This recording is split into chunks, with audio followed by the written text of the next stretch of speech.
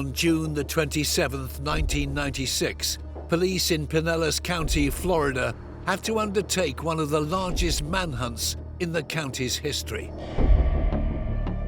There were helicopters everywhere. There were people on my roof. The media was out front. Investigators were on the hunt for a man they suspected was responsible for the murders of 4 women. They were all women on the fringes of society. All 4 had been beaten and strangled, all within a very small radius.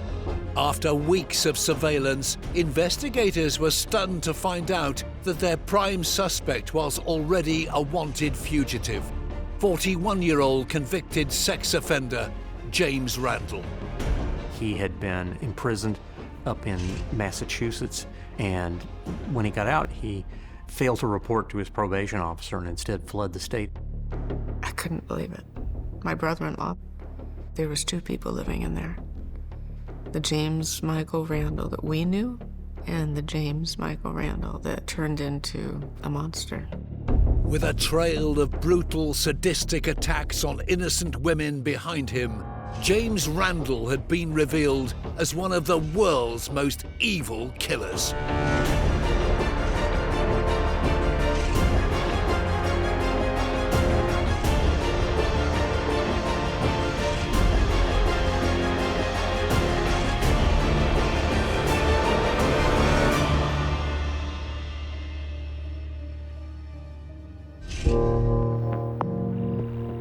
On March the 4th, 1997, residents of Pinellas County, Florida, woke up to the news that ex-con James Randall had been found guilty of strangling 2 women to death on the outskirts of Clearwater.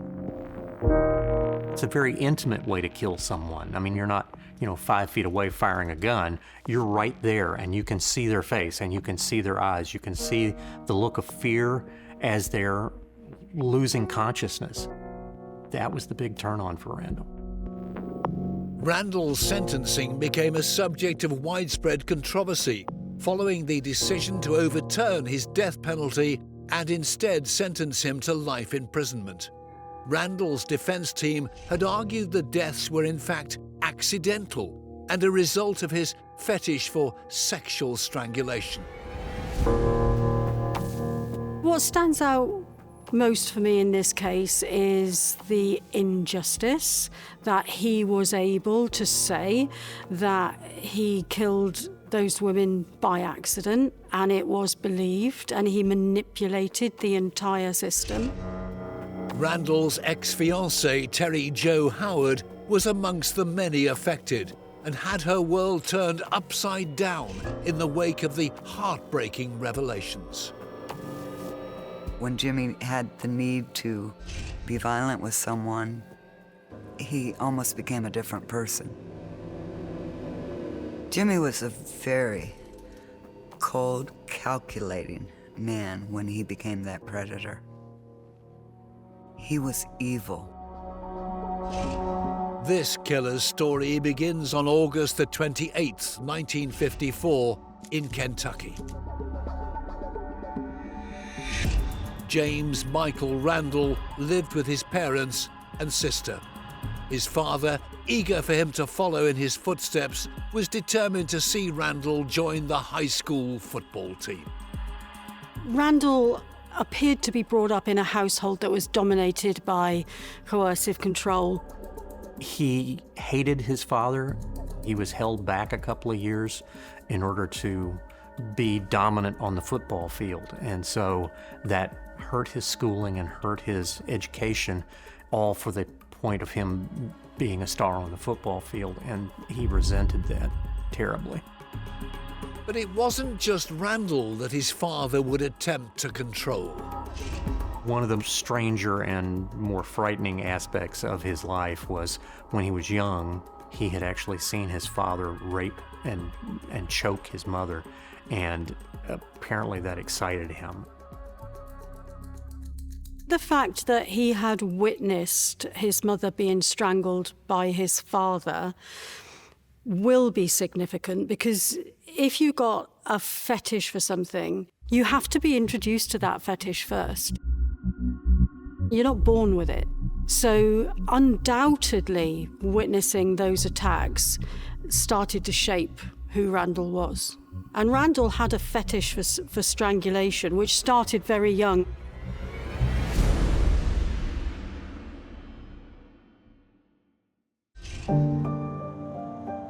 By the mid-70s, Randall had left Kentucky to start his adult life in Gardner, Massachusetts, where he found a job as a construction worker. One evening in 1978, the 24-year-old crossed paths with two young women at his local bar. He meets two girls, one called Linda, another one called Holly. And he gets on incredibly well with them both, but specifically with Linda. And within a year, they're married. They become a proper family, and they go on to have two children, a boy and a girl.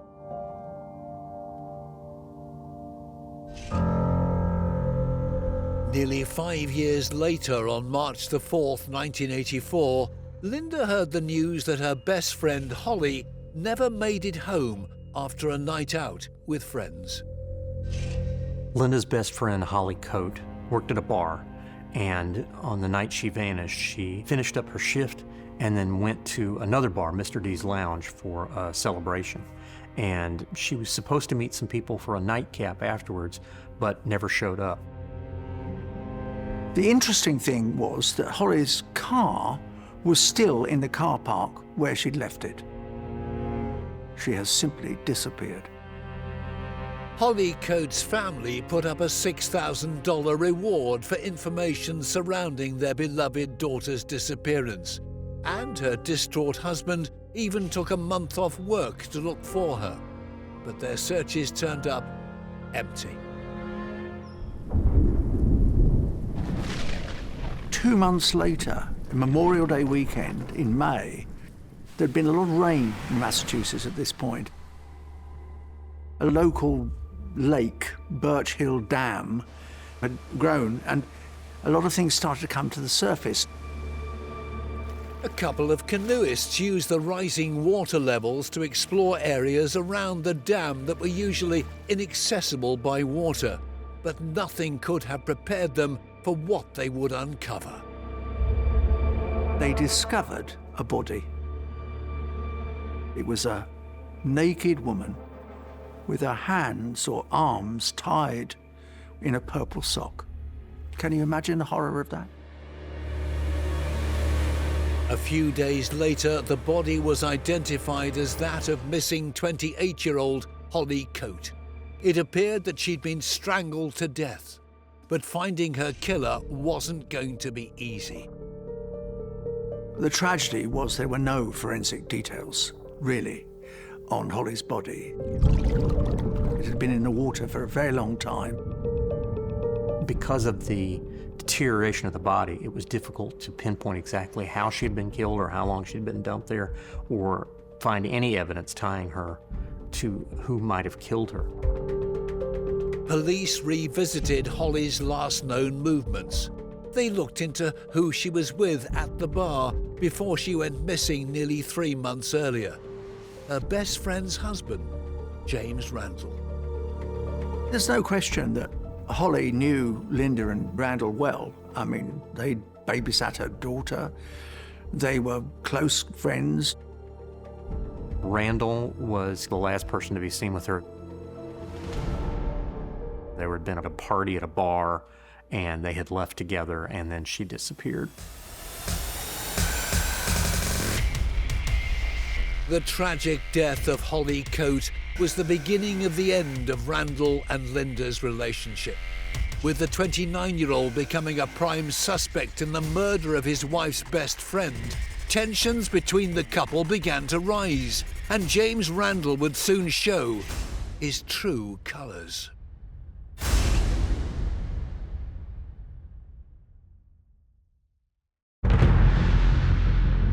In May 1984, 29-year-old construction worker James Randall was questioned by investigators after a pair of canoeists discovered the body of 28-year-old Holly Coate in an overflowing dam near to a popular fishing area. Two things made Randall a suspect in Holly's murder. One, that he'd been with her the evening she disappeared. And two, that where the body was discovered was one of Randall's favourite fishing spots. The police interviewed him as a person of interest. He didn't confess, and there was no reason or evidence to charge him. The impact Holly's death had on her best friend Linda and Randall soon became clear. Their relationship began to sour as Randall started demanding more sex and was more aggressive towards his wife. His view of relationships with women was definitely skewed by what he witnessed when he was younger. He was taught that women were objects rather than people. So when he goes into a relationship, he's bringing all that baggage with him, and he is going to treat his partner in the way he thinks they should be treated, which is abuse and control. He certainly tried to strangle her on a number of occasions. He got pleasure out of strangling women in the act of sex. Linda's response was inevitably, "I can't stand this, I'm taking the children and going," which of course infuriated Randall. 2 years later, in July 1986, the scorned Randall tracked Linda down and attacked her. He actually pulled her out of the car and tied her up to a tree and beat and raped her, and made it clear that he was in charge and he was her master. Then he could do what he wanted to with her. And that was the point at which she knew that she had to get away from him for good. In 1987, after the brutal assault on Linda, Randall was sentenced to up to 7 years for her kidnap and sexual battery. Whilst he was locked away, Linda was able to finally divorce him. He served 5 years in prison in Massachusetts. When he got out, he was supposed to be on probation, but he failed to report to his probation officer and instead fled the state. He goes to Florida. A new life, a new start. Now in Florida at that point in 1992, there'd been a nasty hurricane and a lot of rebuilding was going to be necessary. So he moves to Tampa Bay area to reconstruct houses. 2 years into his new life in Dunedin, Florida, 39-year-old Randall moved on from Linda and started roaming the streets of Clearwater in the Tampa Bay area. It was on one of these streets that he met 36-year-old Terry Jo Howard. I ran away from home when I was 14 years old. I ended up with some Italians out of New York in Cali, Colombia. And we were bringing drugs in. Then I became addicted to the drugs, and things got progressively worse, resulting in me ending up on the street, getting money from men. It's something I'm deeply ashamed of, but men were always pursuing me. Everything about the life, making money, even before I became a prostitute. Making money was all about drugs, especially here in South Florida. One evening in February 1994, Terry Jo crossed paths with 39-year-old James Randall. I was walking down the street, and he turned the corner and was like, "Come on, hurry up." We take off, and he wants to pay me extra to come to his house in Dunedin, which is about 20 miles away. Once the deed was done, he takes me back. The whole way back, all I talked about was getting clean, how sick I was of this life. A couple days later, Jimmy came back. He said, "You serious about getting clean?" I said, "Yeah, I am." I grabbed a couple of clothes, put them in a bag, and off we went to Dunedin, Florida. I squirmed around on his very uncomfortable couch for 3 or 4 days. And then I got up and I started feeling better. He was kind to me, and he gave me room and space to grow and to experiment. with who I wanted to be and who I was inside. It didn't take long for the couple to make it official. After a month of dating, Terry Jo brought Randall to meet the family, including her sister, serving police officer Tamara Garcia. She had told Mom that she had met somebody and wanted to come introduce him to us. It was the first time she'd ever brought somebody to meet us. I found Jimmy to be articulate, intelligent, interesting, and interested. I was very surprised, but happy. I was happy that she had found somebody. And it wasn't just Terry Jo's mother and sister who were fond of Randall. My mom had a pug. Her name was Princess Penny Pickles. When my mother got sick and moved in with us, Terry and Jimmy took Penny. Jimmy loved the dog, and the dog loved Jimmy. We spoiled that dog. Randall, Terry Jo, and their beloved pug, Princess Penny Pickles, moved to an apartment just northeast of Clearwater in 1994. Clearwater was sort of an old Florida sailing town, but had been lately rocked by a lot of growth as a result of suburban sprawl. Crack cocaine was big. There were a lot of addicts who were willing to do anything to get their hands on the drug, including debasing themselves through prostitution.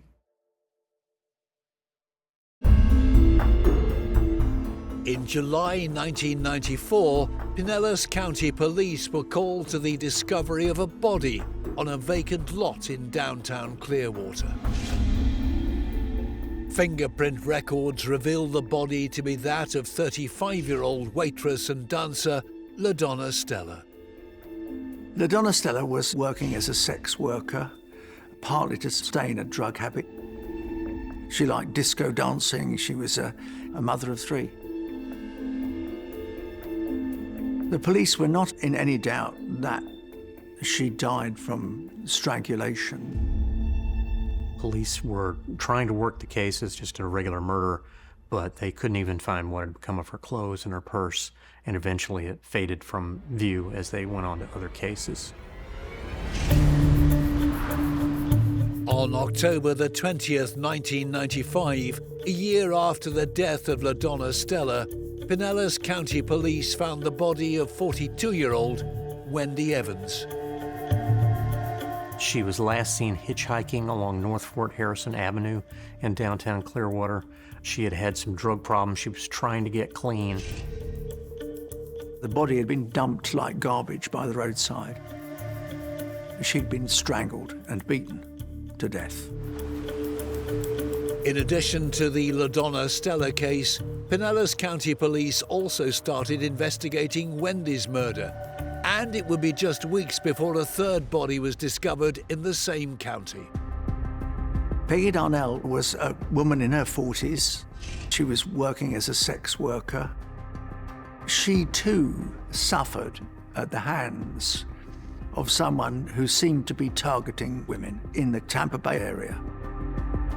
Peggy was last seen on the same street as LaDonna Stella and Wendy Evans. She was also a drug user, and her body was found in almost identical circumstances. Her body had been lying in this industrial area for so long that some decomposition had occurred, so it was difficult to tell much about how she had died. She had apparently been beaten and strangled, but it was difficult to tell much of anything else about her. Determining when Peggy died required an entomologist. Judging by the development of insect activity, they concluded she was killed between October the 30th and November the 4th, 1995. Given the similarities between the three murders, sex workers in the Clearwater area were concerned that they might be next. After Peggy's body turned up, there was a shock that ran through the rest of the sex workers who were usually working the North Fort Harrison Avenue area, and they actually stopped working. They abandoned that strip of pavement out of fear because they figured, you know, this is a bad sign for anybody. Detectives were becoming increasingly concerned that an active serial killer was stalking the streets of Clearwater. Investigators had little evidence to work with, but they knew that somehow they needed to stop the killer before he struck again.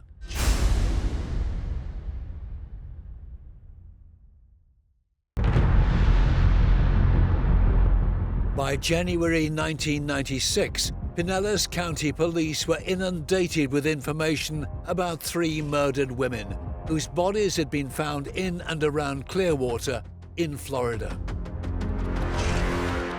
News of the murders quickly spread throughout the community, reaching the newly engaged Terry Jo Howard and her partner, 41-year-old construction worker James Randall.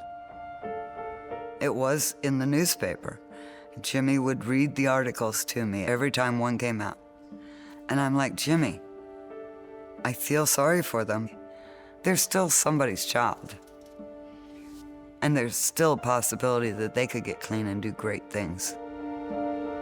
On January the 18th, 1996, 3 weeks after Peggy Darnell's body was uncovered, Pinellas County Police received some more heartbreaking news. The body of a 4th woman had been found.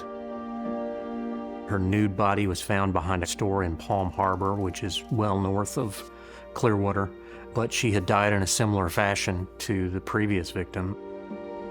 She was strangled to death.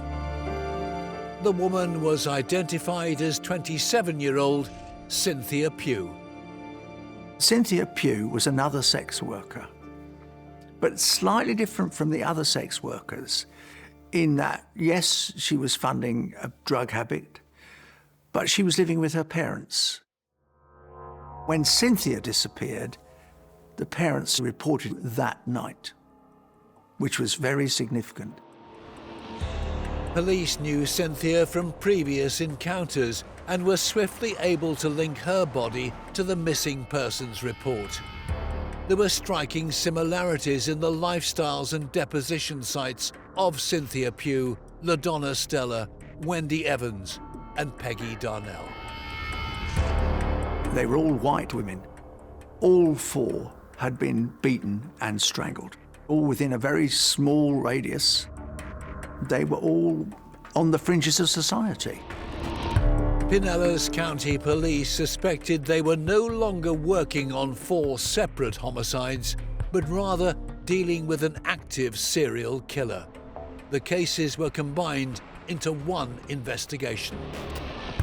Serial killers very often target sex workers because they can get easy access to them. It's really, really difficult to abduct a woman from the street without drawing attention to yourself. The safest person to kill is going to be a sex worker who's going to go to an isolated area with you, on their own with you.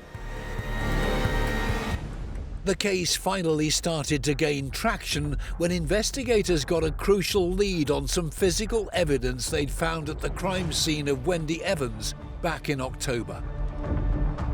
There were pink carpet fibers and dog hair, but there had been a rain, and the rain turned the area into mud, and in the mud they found a tire track. It would be months later before police were able to identify the unique imprint on the tire track. A very distinctive set of tire tracks belonging to a very particular kind of tire, which had only recently been on sale. Investigators discovered that only one set of these specific tires had been sold in the Pinellas County area. They were able to track down the owner of the vehicle, the one vehicle in the area who had gotten that set of tires on them, and that turned out to be Terry Jo Howard. Although this was a significant lead, police still needed concrete evidence that it was the tires on Terry Jo's truck that made the prints at Wendy Evans' crime scene. On May the 6th, 1996, detectives set up a sting. They asked the manager of the tire dealer to call Terry Jo and claimed there was something wrong with her tires. The manager calls me and says, I sold you recalls. if I don't get those tires back in here tomorrow, I'm gonna lose my job. I said, oh, no, buddy, I'll be in there. When she brought the truck in, they were able to grab the tires off the truck without her knowing it and match them to the tire print that was left where the body was found. With a possible link between Terry Jo and the murder victim Wendy Evans, detectives began conducting surveillance at her apartment to keep a better eye on their new suspect. As they set up surveillance on Terry Jo, they discovered that she was actually living with a man, and the man was the one driving the truck. And as they plumbed his background, they discovered it was Jimmy Randall. With confirmation that the truck had been in downtown Clearwater when Wendy was murdered, police started taking witness statements from sex workers in the area. They took a picture of the car and showed that to a number of sex workers, and they recognized the car, and they remembered that the guy driving it, that there had been a warning that had gone around to the various women to say, don't mess with this guy, he's a bad ride, meaning he will hurt you. And so they knew to avoid that particular truck when they saw it coming. As detectives began plotting their next move, they took a closer look at some evidence they'd unearthed at Cynthia Pugh's crime scene back in January. There were bits of forensic evidence present on her nude body. There were pink carpet fibers, dog hair, and a little tiny piece of paper, although at the time, the evidence techs didn't know quite what to make of it. Investigators sent the carpet fibers and the dog hair to a specialist laboratory at the FBI headquarters in Washington, D.C. for examination. Assigned to the case was Supervisory Special Agent Christopher Hopkins. In this investigation, Pinellas County submitted evidence to the FBI laboratory. In the submission were envelopes that contained trace evidence, hairs and some fibers, and then I examined them with a comparison microscope. Christopher's findings gave the detectives a very precise list of what to look out for. After examining the trace evidence, I reported to the detectives that when you're standing on a pink carpet and there's a little dog running around barking at you, you'll know you're in the right spot. With this in mind, the undercover detectives patrolling outside Terry Jo and Randall's home devised a rather unorthodox method of obtaining comparison samples. Two female detectives went and knocked on the door and met Terry Jo and told her, we're running a dog washing service. And in order to promote the idea so that people will start coming to us, we're giving away a free dog grooming to people we meet today. When the detectives walked in and saw a small dog and a pink carpet, Christopher's analysis was ringing in their ears. We want to practice washing on your dog. Can we give your dog a bath? I'm like, oh yeah, let's go. The one girl takes Penny Pickles into the tub and starts washing her. And the other girl, I think she has a nervous tick.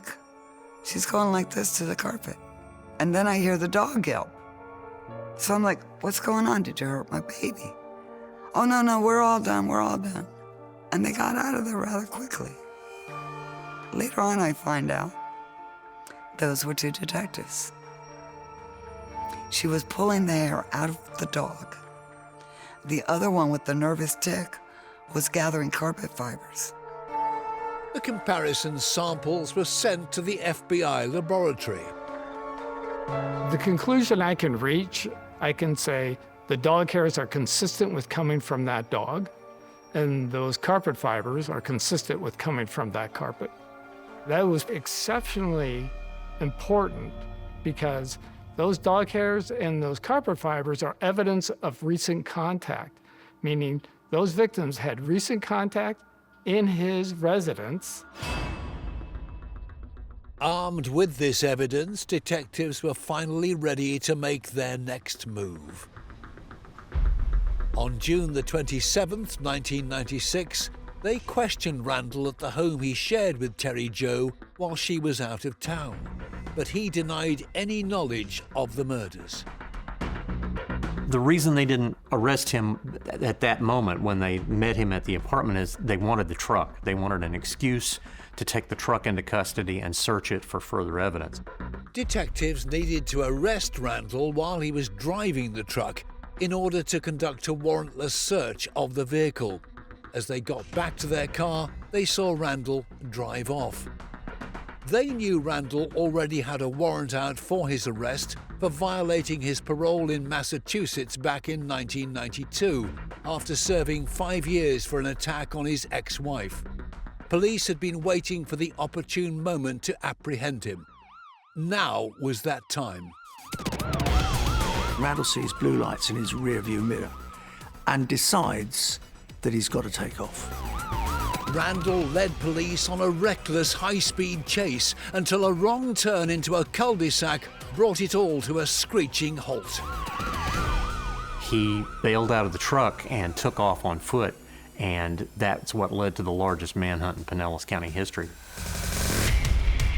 After scaling a 10-foot fence and running into the cover of woodland, potential serial killer James Randall had evaded police capture. Over 100 officers were brought in to try and locate the man suspected of killing 4 women, and they needed to find him fast.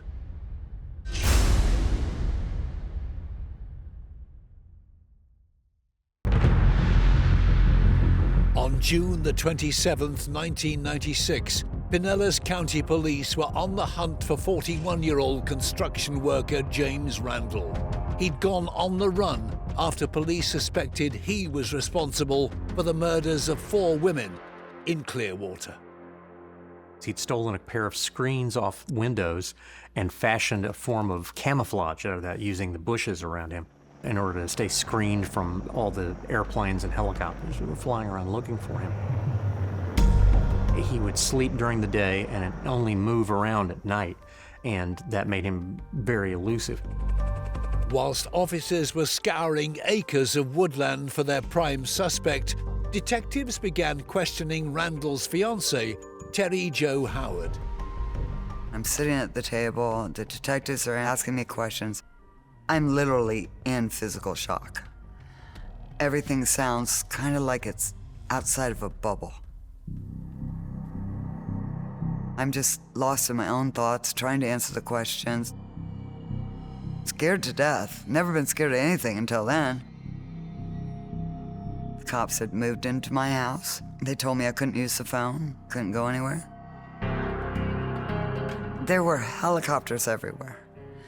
There were people on my roof. The media was out front. About the 3rd night, I think it was just starting to get dark, I started to go to sleep, and all of a sudden, every hair on my arm stood up. I had goosebumps. I had a fear in the pit of my stomach that was so intense. And I knew Jimmy was here. I told the cops to turn the lights off. They told me I was out of my mind. They said, "You're just scared. It's just catching up with you." I said, "No, he's here." Terry Jo's instincts were correct. With nowhere left to go and famished after 4 days in the woods, Randall had returned to the apartment in search of food. He went back to his apartment and knocked on the door. When a police detective answered, he actually hit her in the head with a stick and tried to run again. All of a sudden, everybody bolts. Helicopters are flying, sirens are going, and I'm there alone. They left me there. Do they have him? Don't they have him? Police dog grabbed him and brought him down. And at that point, he made his one and only statement to the cops. Randall simply says to the police, "Oh, I've been bitten by mosquitoes. I wish you'd caught me earlier." No remorse or sympathy for anyone except himself. Investigators were certain they had their man, but before they could interview Randall, they needed to remand him in custody.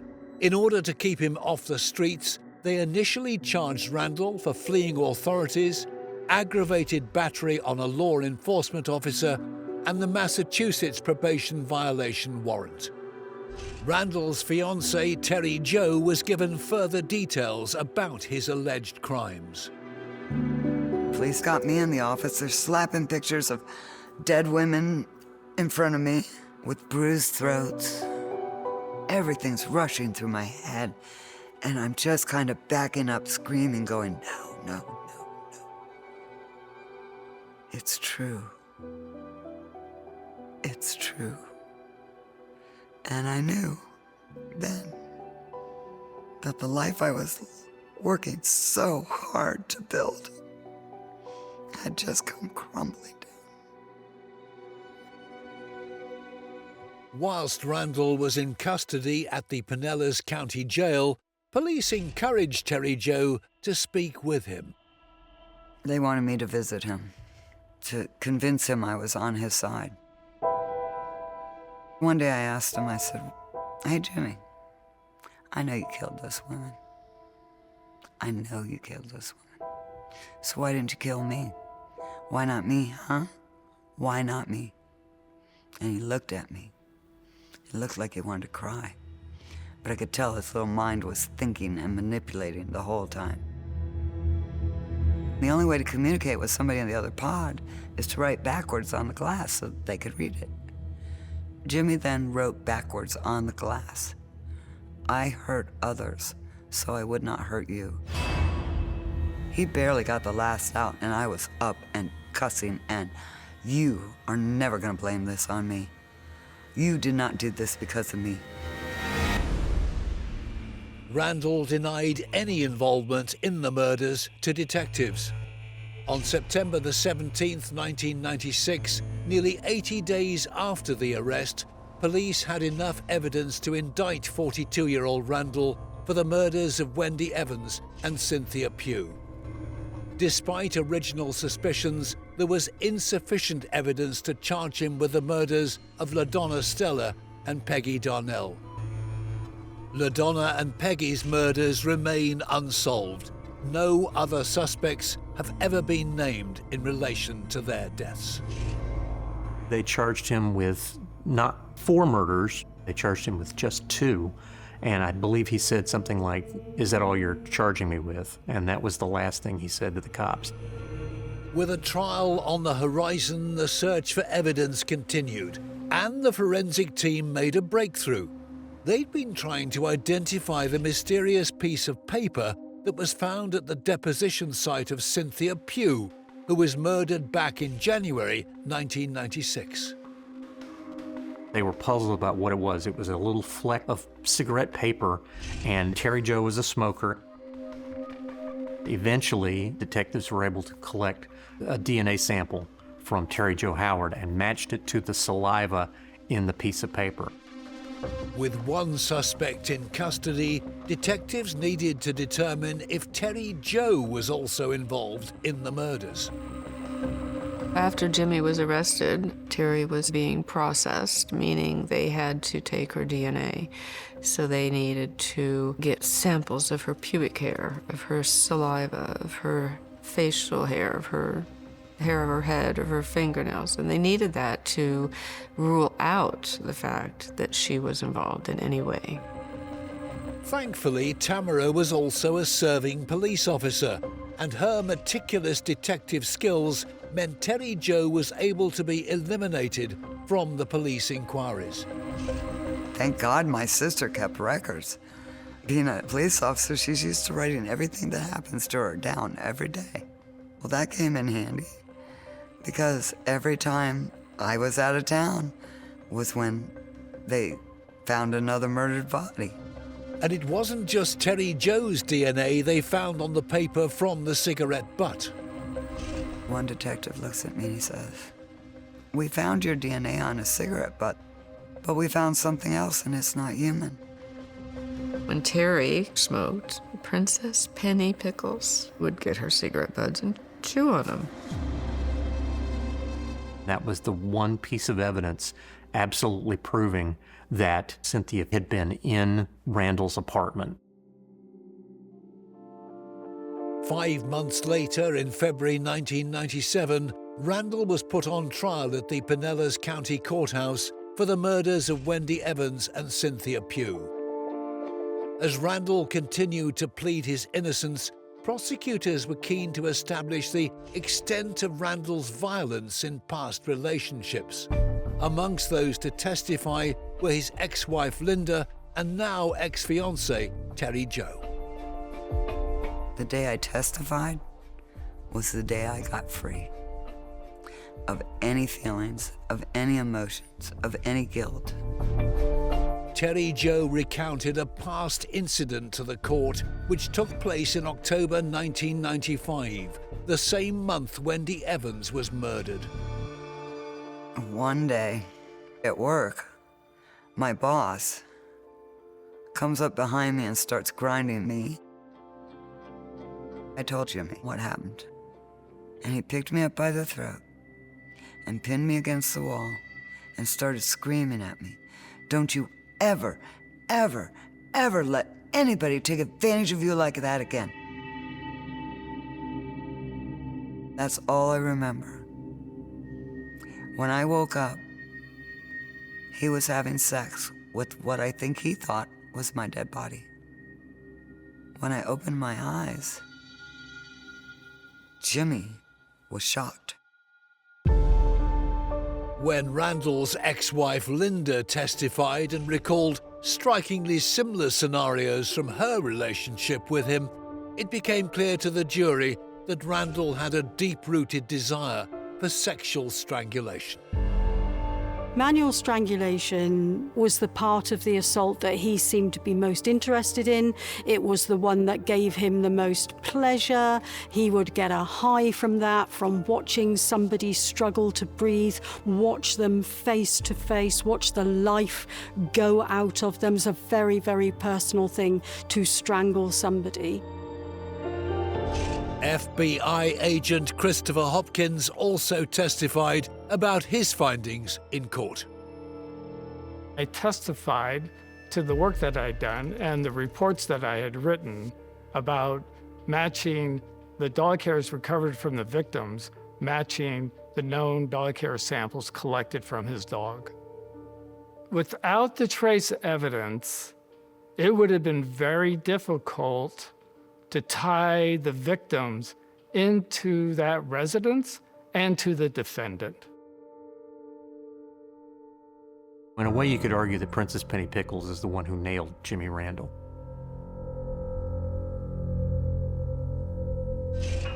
On March the 3rd, 1997, the jury found 42-year-old James Randall guilty on 2 counts of first-degree murder for the killings of Wendy Evans and Cynthia Pugh.